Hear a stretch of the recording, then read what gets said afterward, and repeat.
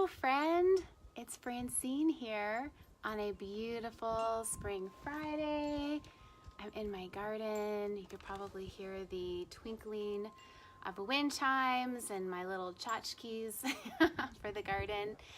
So I'm hopping on live because on my blog I'm doing a gardening series, and I thought it might be fun to go live for the blog on my Facebook page.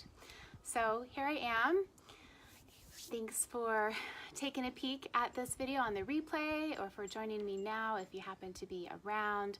Today I'm going to talk about the number one mistake I see when folks want to transplant their seedlings, which is what I'm going to be doing today, or just any plant in general. And really, how would we know? Because I don't think there's directions on the bag of soil.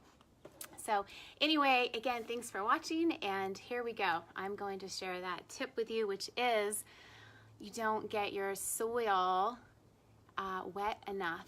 And if you've been following my blog and you saw my seed starting post, this is a little, I'm calling a Gardening for Longevity series, because I really think that getting outside, getting back to nature, connecting to our food and to the earth just helps us live vibrantly for a long time and feel really amazing. So sometimes growing a few plants can be part of that if that resonates for you. It does for me, and I'm transplanting those seedlings that I started on the blog. It's probably just been about 4 weeks, which isn't too terribly long. Usually it might be between 4 and 6 weeks. So you might want to give it a good 6 weeks to get your plants a little bit bigger. But I got my seedlings started late, and I just want everybody to know too, lots of times I do little tests, and there's no written in stone, you have to do it by this date and by this date, which I've talked about a little bit. And I started these seedlings late. It was well into April, maybe even closer to April 20th. So it probably has been, maybe the week before that, probably has been about 4 or 5 weeks. Seedlings are not that big, but I'm anxious to get things going, and I'm gonna go ahead and put them into a 4-inch pot, and we'll see how they do. I'm going to show you how I do that today.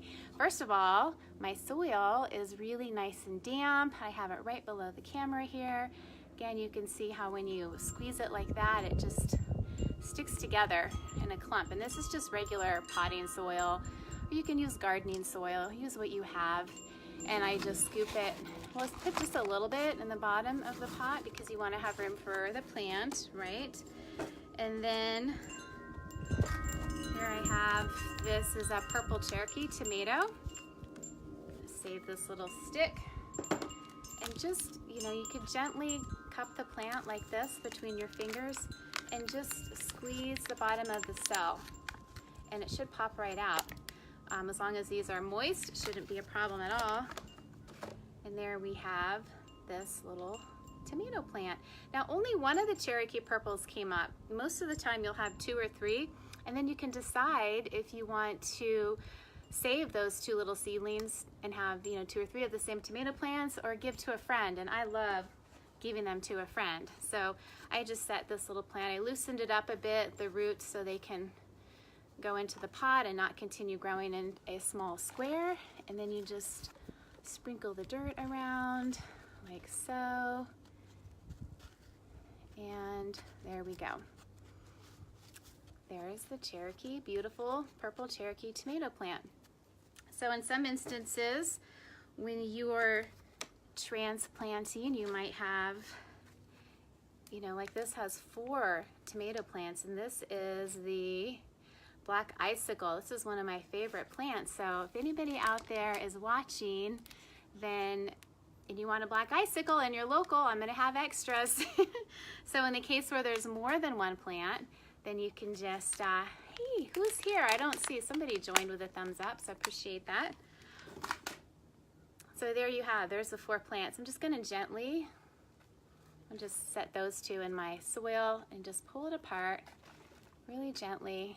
And you would be surprised, the will for a plant to survive is strong, so strong. I'm always amazed at how well they do when there's a little bit of trauma. So look at, there's hardly any soil at the bottom of that. I'm gonna just tuck it in here gently. Maybe I can hold it up with my fingers. And I'm gonna add some more soil, like so. Now see, if it was too dry, it would be dusty and crumbly. It wouldn't support, you know, the root system. And then when you try to water it, the water would just, it would spill out and it wouldn't sink into the soil. So you wanna have it damp first for sure. So that's like such an important rule. I wanted to be sure everybody knew that. So there you have it. There's